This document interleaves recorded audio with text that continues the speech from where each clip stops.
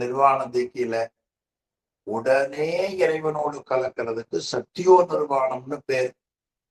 சத்திய நிர்வாணம் என்று சொல்லுவது. சத்தியம்னா உடனே அர்த்தம், உடனே முக்தி. அடுத்து உடம்பும் நீங்கும் காலத்தில் முக்தியை தருவது அசத்தியோ நிர்வாணம். இது நிர்வாண தீக்கை. அதன் பிறகு அபிடேகம். அபிடேகம் என்பது இந்த சமய தீக்கை, விசேட தீக்கை, நிர்வாண தீக்கை பெற்றவர்கள் அன்றாட இந்த பூஜையை செய்ய வேண்டும். நல்ல திருமுறைகள், ஞான நூல்களை எல்லாம் கேட்டு சிந்தித்து தெளிந்து ஞானம் பெற்றவராய் இருக்க வேண்டும். இறைவனுடைய திருவடியையே நேசத்தால் பூசிக்க வேண்டும். ஆக புண்ணியனை பூசித்த புண்ணியத்தால் இருப்பவர்கள் அவர்களுக்கு ஞான குருநாதர் மற்றவர்களுக்கு தீக்கை செய்து வைக்கும் அதிகாரத்தை கொடுப்பார். அப்ப ஞானம் பெற்று நல்ல ஒழுக்கசீலராக உள்ளவர்களுக்கு குருநாதர் செய்வது மற்றவர்களுக்கு தீக்கை செய்து வைக்கக்கூடிய அதிகாரத்தை கொடுத்தல். யாருக்காவது தீக்கை செய்து வைக்கணும்னா அவர் ஆச்சாரிய அபிஷேகம் பெற்றிருக்க வேண்டும். ஆசிரிய திருமுழுக்கு என்று பெயர், அதை பெற்றிருக்க வேண்டும். அந்த முறையில் ஞானாசிரியர், சமய விசேட நிர்வாணத்தை கொடுத்த ஆசிரியர் சிவவேள்வி செய்து தீக்கை பெறுபவர்களுக்கு அபிடேகம் திருமஞ்சனம் செய்து அஞ்செழுத்தை ஓதுவதற்குரிய உபதேசம் செய்து அந்த மாணாக்கனுக்கு திருவடி தீக்கையும் கொடுப்பார்.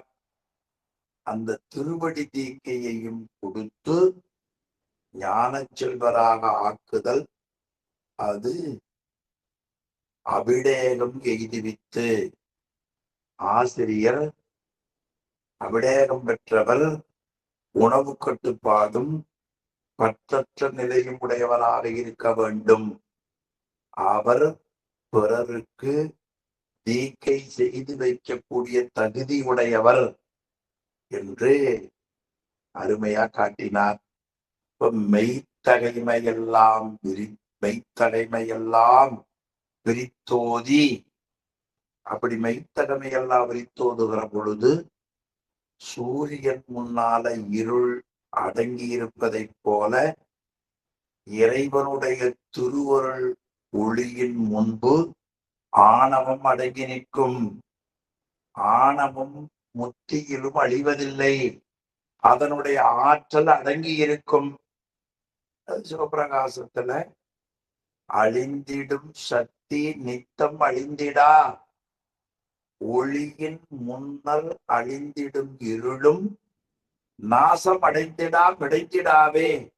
ரொம்ப அருமையான பகுதிங்க. அந்த முறையில நம்முடைய குருநாதர் வித்தகமாம் சைவ நெறியில் சமயம் முதலாக எய்தும் அபிடேகம் எய்துவித்து, அதன் பிறகு செய்ய திருக்கண்ணருளால் நோக்கி. ஆமா, ரொம்ப அருமையான சொல் போட்டார் பாருங்க. செய்ய திருக்கண்ணருளால் நோக்கி. ஆக அவர் செம்மையான தாமரை மலர் போன்ற கண். அதனால செய்ய திருக்கண், அவருடைய கண் திருக்கண் தாமரை மலர் போன்ற கண்ணால நம்மை பார்ப்பார், பார்த்து அருள் செய்வார். பிறகு கடிய பிறப்பால் பட்ட புண், கடிய பிறப்பால் பட்ட புண் நல்லா சொல்லு பாருங்க. அதாவது நாம் வினையின் காரணமாக எடுத்திருக்கக்கூடிய கொடுமையான பிறப்பு, இந்த பிறப்ப கடிய பிறப்புனார் பாருங்க. கடியன நீக்க வேண்டியது. விடியதன் உருவுமை கொழமிகு கரியது வடிகொடு தனதடி வழிபடும் அவர் இட கடி கணபதி. இந்த கணபதியினுடைய தோற்றத்தை சொல்ல வந்த ஞான சம்பந்த பெருமான் ஆன்மாக்களுக்கு இருக்கக்கூடிய இடர்களை கடியக்கூடிய கணபதினார். இப்ப நீக்க வேண்டிய பிறப்பு என்ன? கடிய பிறப்பு, கொடுமையான பிறப்பு. சிவபுராணத்துல பாத்தீங்கன்னா பிறப்பு மாய அறுக்கும் இறைவன். எனவே இந்த கடுமையா துன்பங்களுக்கு இடமாக இருக்கக்கூடிய பிறப்பு. சிவஞான போதம் 1000 கிடைதற்கரிய இந்த உடம்பு அருந்துயர் குரம்பை என்று காட்டுவார். 1000 அருந்துயர் குரம்பை நாள் படிக்க போறோம். அப்படி அந்த கொடிய புறப்பால் உண்டாகக்கூடிய புண், அந்த புண் உடம்பு, அதை துன்பம். அப்ப இருவினை துன்பம் நமக்கு நீங்குமாறு இருவினையும் போய் அகல, இருவினையும் போய் அகல நம்மை விட்டு நீங்க வேண்டும். ஆமா, இப்ப கொடிய பிறப்பாலால் உண்டான புண்ணுடம்பும் துன்பமும் இருவினை துன்பமும் நீங்குமாறு. ஆமா, அது சிவபுராணத்துல அருமையா வரும். போய் அகல, முந்தை வினை முழுதும் மோய உரைப்பன் யான். அவை இரு வினை துன்பம் போய் அகல. இறைவன் என்ன செய்வார்? குருநாதரா வந்தவர் வண்ண மலர் கைத்தலத்தை வைத்தருளி, வண்ண மலர் கைத்தலத்தை வைத்தருளி. அப்படியே குருநாதர் இடத்துல இருக்கிற பொழுது வண்ணம், வண்ணம்னா அழகுன்னு பொருளுங்க. பொன் வண்ணம் எவ்வண்ணம் அவ்வண்ணம் மேனி. வண்ணம் என்பது இங்கே அழகு. அந்த அழகான மலர்கை, மலர் என்ற சொல்லுக்கு மலர்னா தாமரை மலரையே குறிப்பது. அந்த தாமரை மலர் போன்ற திருக்கையை, வண்ண மலர் கைத்தலத்தை தலையின் மேல வைத்தருளி. குருநாதர் நம் தலையின் மேல வைத்து அருளை செய்வார். சமயத்திலையும் சரி, விசேடத்திலையும் சரி, நிர்வாண தீக்கையிலையும் செய்வார். தீக்கை கொடுக்கிற பொழுது நீங்கள் பார்த்தால் தெரியும். வண்ணமலர் கைத்தலத்தை வைத்தருளி கல்லாய நெஞ்சுருக்கி. என்னுடைய மனம் இருக்கிறதே கல்லை போல வலிமையுடைய நெஞ்சாக இருந்தது. என்னுடைய நெஞ்சு இறைவனை நினைத்து உருகக்கூடிய பக்குவம் இல்லாமல் கல் போன்ற வலிமை உடையதாக இருந்தது. இப்ப கல் என்பது இங்க உறுதியை காட்டுவது. நிலையில் தெரியாத அடங்கிய தோற்றம் மலையினுமான பெருத்துன்னு சொன்னோம் இல்லைங்களா? அது போல கல்லாய நெஞ்சு. நெஞ்சை பத்தி அருமையா ஒரு பாட்டு உங்களுக்கு தெரியும். நம்முடைய நெஞ்சு கல் போன்றது. வாட்போக்கின்னு ஒரு ஊர் இருக்கிறது இந்தியாவுல, தமிழ்நாட்டுல, திருச்சிராப்பள்ளி பக்கம் வாட்போக்கி. அந்த வாட்போக்கி என்ற திருத்தலத்துக்கு ஒரு கலம்பகம் பாடினார்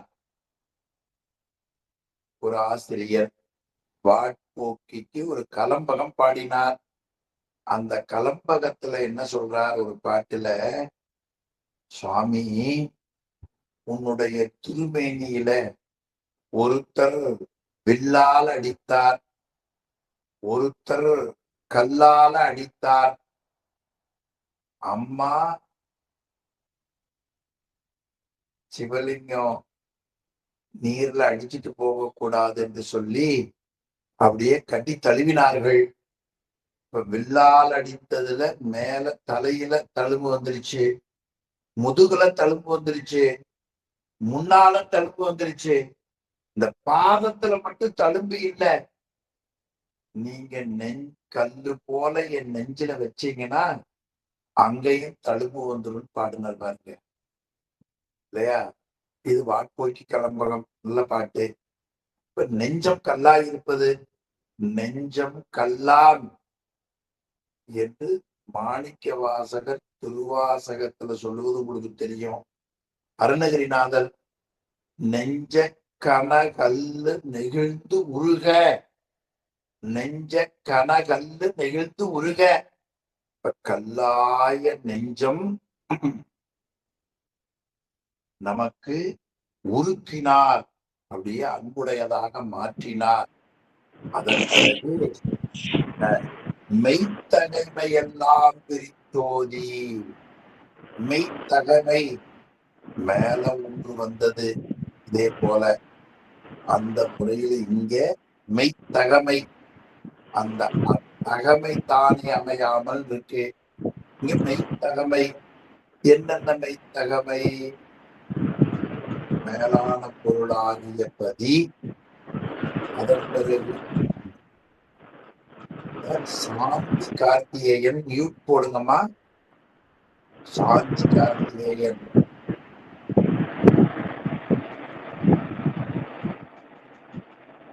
கமலாம்மா பதிவு பண்றாங்க. நீங்க பணி கூடுதலா இருந்தா இணைப்புல மியூட் போடுங்க. மெய்த்தகைமையெல்லாம் விரித்தோதி, மெய்த்தகைமையாவது உண்மை விளக்கத்துல படித்தது. அதாவது பன்மைதரும் ஆகமமும் வைத்த பொருள் சொல்லும் இல்லையா? இந்த வைத்த பொருளாவது இறை, உயிர், தலை, பதி, பசு, பாசம் ஆகிய முப்பொருள்களினுடைய இயல்பு. சாந்தி கார்த்திகேயன் மியூட் போடுப்பா. நீங்க அடுத்தவங்க கொஞ்சம் நல்லா கேட்டு போடுங்க, அடுத்தவங்களுக்கு இடையூறாயிருக்கு இல்லையா? சரி, நான் வந்து டவர் சரியா கிடைக்கலங்க ஐயா. கிடைக்கலன்னா இணைப்பில் இருந்து வெளியில வந்துருங்க. ஒருத்தர்னால இடைஞ்சல் ஆகுதுன்னு மியூட்டிய போடுங்க. பதி, பசு, பாசம், இறை, உயிர், தலை ஆகிய மெய்த்தலைமைகளை எல்லாம் விரித்து ஓதி இந்த முப்பொருள் இயல்புகளை முழுவதையும், பதி என்பது எது, பசு என்பது எது, பாசம் என்பது எது, சிவஞான போதம் முழுவதையும் விரித்து ஓதி முப்பொருளுக்கு இருக்கிற பிரமாணம், முப்பொருளுக்கு இருக்கிற இலக்கணம், முப்பொருள்ல பசுவாகிய உயிர் செய்ய வேண்டிய சாதனை, அதனால் கிடைக்கக்கூடிய பயன், இவைகளை எல்லாம் முழுவதையும் விரித்து ஓதி எல்லாவற்றையும் விரிவாக நமக்கு எடுத்து கூறினார். இப்படி ஆசிரியர் நமக்கு செய்யக்கூடிய மிகப்பெரிய செய்திய ஒரு 3-4 கண்ணியில ஆசிரியர் ரொம்ப தெளிவா காட்டினார். அது நமக்கு தேராத சித்தம், சித்தம் தெளிய திருமேனி கொண்டு வரும் அத்தகைமை தானே அமையாமல் வித்தகமாம் சைவ நெறியில் சமயம் முதலாக எய்தும் அவிடேகம் எய்துவித்து செய்யத்தில் கண்ணருளால் நோக்கி கடிய பிறப்பால் பட்ட புண்ணும் இருவினையும் போயகல வண்ணமலர் கைத்தலத்தை வைத்தருளி கல்லாய நெஞ்சுருக்கி மெய்த்தகைமையெல்லாம் விரித்தோதினார். அப்ப சிவஞான போதம் முழுவதும் தெளியும்படியாக கூறினார். அப்படி கூறியதால் எனக்கு கிடைத்தது என்ன என்பதை காட்டினார். அதாவது இந்த உலகத்துல எல்லா இடங்கள்லையும் நிறைந்து இருப்பது இருள். அந்த இருள் இருக்கிறதே அது ஆகாயம் வரை மறைத்திருந்தது. அந்த ஆகாயத்துல தோன்றிய சூரியனால் இருள் காணாமல் போய்விட்டது. ஒத்து ஒழுகும் சேனார் இருள் வடிவம், ஒத்து ஒழுகும் சேனார் இருள் வடிவம். ஒத்து ஒழுகும்னா ஒற்றுமையாக எங்கும் நிறைந்திருக்கக்கூடிய அந்த இருள் வடிவம், ஒத்து ஒழுகும் சேனார் இருள் வடிவம், செங்கதிரோன்பால் நிற்ப, செங்கதிரோன்பால் நிற்ப. ஆகாயத்தை மறைத்திருக்கக்கூடிய இருட்டு, அதே இருட்டு ஆகாயம் வரைக்கும் மறைத்திருந்தாலும் ஆகாயத்துல தோன்றக்கூடிய சூரியன் வந்தார். அந்த சூரியன் வந்தவுடனே காணாது ஒழியும் கணக்கு. சூரியன் வந்தவுடனே இருட்டு காணாம போயிடுச்சு இல்லைங்களா? அத போல குருநாதர் உபதேசம் செய்த காரணத்தால் ஆணவத்தின் ஆதி குறையாமல், அதே சமயத்தில் என்பால் அணுகாமல், ஆணவத்தின் ஆதி குறையாமல், அடியேனை பற்றி இருக்கக்கூடிய ஆணவத்தின் நிலை அழியாமல், அதே சமயத்தில் என்பால் அணுகாமல், என்னை வந்து பற்றாமல். இத முத்தியில ஆணவமெல்லாம் அழிஞ்சு போயிருமா அழியாதா? உண்மை விளக்கத்துல படிச்சோம். நடம் ஏது, அஞ்செழுத்துதான் ஏது, அஞ்செழுத்து ஏது, தான் ஏது. அதாவது ஆசிரியர் மாணவருக்கு சொன்ன பகுதி. மாணாக்கர் கேட்கிறார், சாமி 3 பொருள் என்று அழியாததுன்னு சொன்னீங்க.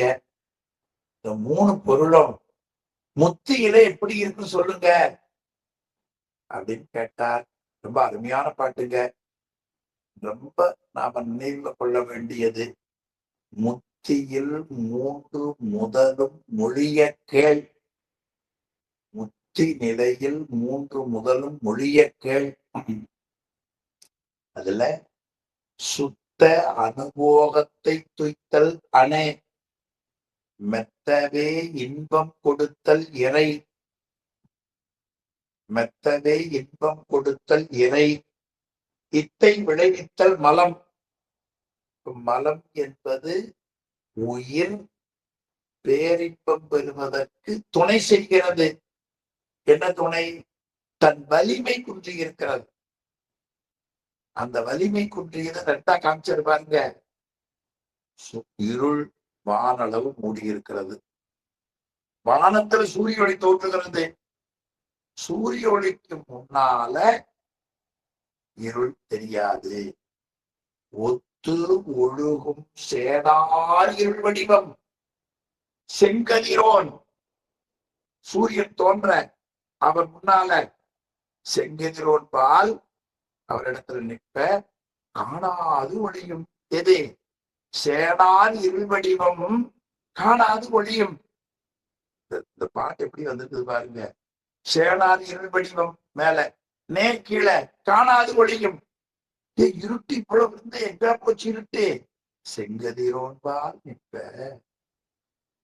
ஞானாசிரியர் எப்படி காட்டுறாரு பாருங்க. சேனார் இருள் வடிவம், சூரியன் வர காணாது ஒளி இல்லையா? அது போல கணக்கே போல அந்த முறையில் ஆணவத்தின் ஆதி குறையாமல் இருட்டு இருக்குதுன்னு வைங்க. இருள் ஒரு பொருளை மறைச்சிருக்கு வச்சு, உலகத்தை மறைச்சிருக்கு. ஒளி வந்த உடனே இருள் எங்கேயும் போகாது, அங்கேயே இருக்கும். இருளுடைய ஒளிய ஒளி வந்து அது தனக்குள்ள அடக்கி நிற்கும். எனக்கு தகுந்த மாதிரி வகுப்புல சொல்வது உண்டு. ஒரு 3 நாள் குளிக்கிறேன்னு வைங்க. ஒரு நாள் குளிக்கிறீங்கனாலே முடியாது. அப்புறம் குளிச்சு திருநீர் வச்சு, அப்புறம் குங்குமம் வச்சு, அப்புறம் சந்தனம் வச்சு, இப்படி எல்லாம் பண்ணாதான் கொஞ்சம் நமக்கு ஒரு மூஞ்சியில ஒரு களை. உடனே திடீர்னு நிகழ்ச்சிக்கு போக வேண்டியதான், பர்ஃபியூம் போட்டு போவோம். 3 நாள் குளிக்காத அழுக்கு எங்கேயும் போகாது, உடம்புலயே இருக்கும். பர்ஃபியூம் போட்டீங்கன்னா 3 நாள் குளிக்காத அந்த வாசத்தை இந்த வாசம் மிகுந்து அடக்கிறோம். அது மாதிரி காணாது ஒளியும். அது எப்படி இருந்தது? சேனார் என் வடிவம். அது சூரியன் தோன்றிய உடனே காணாது ஒளியும். அது போல குருநாதர் வந்து மெய்த்தகமை எல்லாம் விரித்தோதி, பிறகு கைத்தலத்தை வைத்து கல்லாய நெஞ்சுருக்கி, பிறகு மெய்த்தகமை எல்லாம் இப்ப கல் போல இருந்தது, பக்குவம் இல்லாமல் இருந்தது. குருநாதர் வந்த உடனே உயிர் பக்குவம் உடையதாக மாற்றுகிறார். பிறகு மெய்த்தகைமையை விரித்தோதினார். அப்பதான் சிவஞானம் போல கொஞ்சம் மனசுக்குள்ள போகும். இல்லைன்னா பதி பசு பாசம்னா விரியாது, புரியாது. புராண கதை மட்டும்தான் நம்மளால கேட்க முடியும். அதுக்கு மேல நெஞ்சு வாங்காது. அதன் பிறகு ஆணவத்தின் ஆதி குறையாமல், ஆணவம் 3ஆம் நூற்றாண்டுல படிச்சவில்லை ஆணவம். அந்த ஆணவம் அறிவை மறைக்கிறது. ஆணவம் உயிரினுடைய அறிவை எப்படி மறைத்தது, எப்படி பற்றியது, எப்படி கலந்திருந்தது?